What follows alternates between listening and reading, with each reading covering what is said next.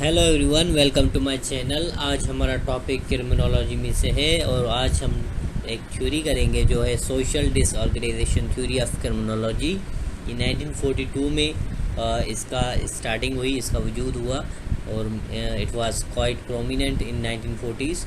और इस लेक्चर में हम आइडियाज़ देखेंगे कि सोशल डिसऑर्गेनाइजेशन थ्योरी किस तरह क्राइम को डिफ़ाइन कर रही है और इसके नज़दीक कौन कौन से वो एरियाज़ है जो कि इंसान को क्राइम की तरफ ले जाती है, या कौन कौन से लूप होल्स है जो इंसान को क्राइम की तरफ मोटिवेट करती है और उसको कर्ब करने के लिए, उसको कंट्रोल में करने के लिए कौन कौन से मोटिव्स होने चाहिए, कौन कौन से पैरामीटर्स होने चाहिए, या वो कौन से एफ़र्ट्स है जिसके थ्रू हम इन चीज़ों को कवर अप कर सकते हैं। ये जो थ्योरी है social disorganisation theory of criminology, इस पे मोस्टली जो काम है वो किलफर्ड, आर्शा और हेनरी डी मेकी का है। इन दोनों ने मिलकर इस थ्योरी पे काम किया है और उन्होंने एक जो क्राइम है उसको एक मतलब सोशल जो कि फिनोमिना है उसके पैरामीटर्स में समझाने की कोशिश की है।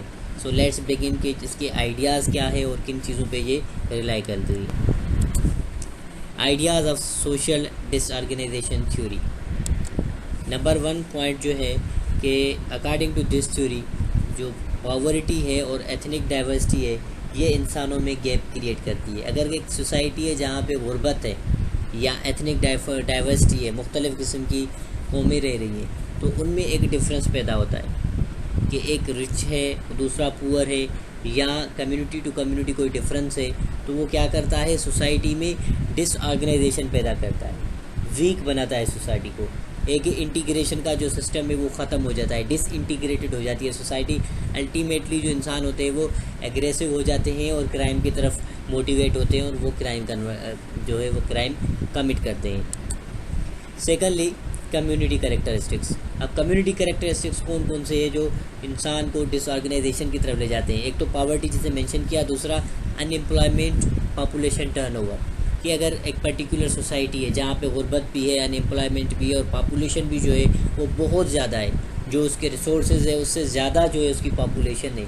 एक सिटी है जो या एक प्रोविंस है जो कि 5 या 10 लाख लोगों को वो सपोर्ट कर सकता है, लेकिन वहाँ पे जो पॉपुलेशन है वो 30 लाख है, 40 लाख है।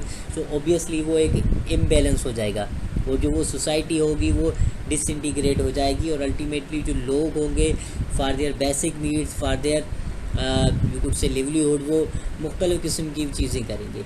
एक तो वहाँ पे इनार्की का सिस्टम आ जाएगा और कम्युनिटी जो होगी वो डिस्पर्स होगी, तो अल्टीमेटली लोग डिसयूनिटी का शिकार होंगे और आपस में लड़ेंगे। Third point, social cohesion, less collective efficacy. जो अदर रीज़न है कि लोग क्यों क्राइम की तरफ जाते हैं, उनमें जो सोशल कोहेजन है, जो समाजी यकजहती है वो कम हो जाती है। कलेक्टिवनेस की जो थिंकिंग है वो बिल्कुल ख़त्म हो जाती है। इसका ना होना, सोशल कोहेजन का ना होना क्राइम की वजह है। क्यों ये कहते हैं कि अगर उन सोसाइटीज़ को आप देखें जहाँ पे सोशल कोहेजन है, जहाँ पे लोग एज अ कलेक्टिव सोसाइटी रहते हैं, एक फैमिली की तरह रहते हैं, तो वहाँ पे जो क्राइम रेशो है वो कम होता है।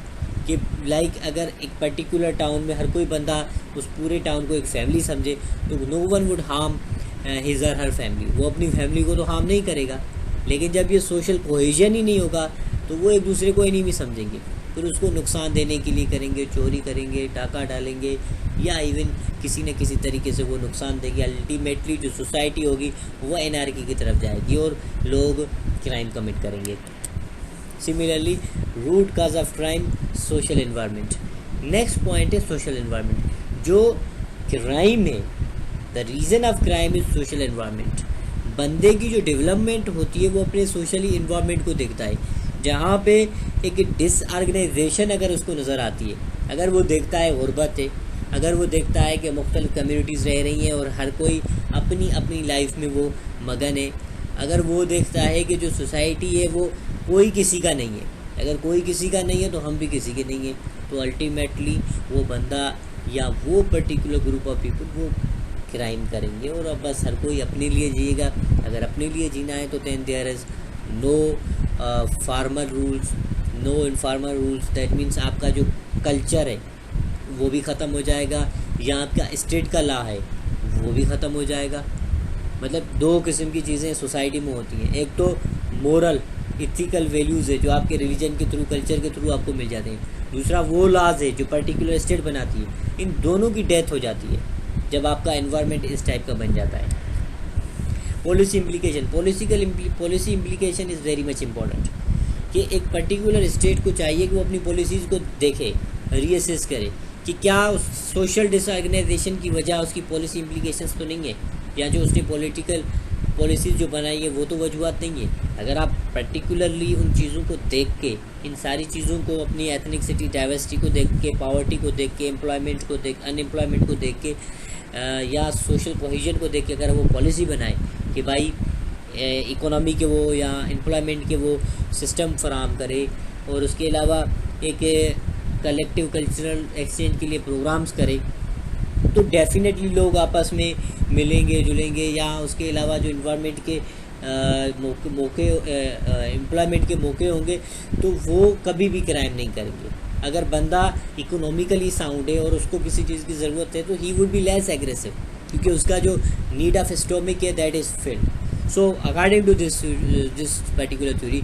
जो सोशल एक स्ट्रक्चर है that is very much important. अगर आप उसमें डिसऑर्गेनाइजेशन करेंगे सो अल्टीमेटली आप क्राइम की तरफ जाएंगे। So thank you very much. I hope कि आपको मेरा लेक्चर पसंद आया होगा। अगर कोई सवाल है तो you may ask me, but for my support and for motivation kindly subscribe my channel and please share it. See you soon, goodbye till next time.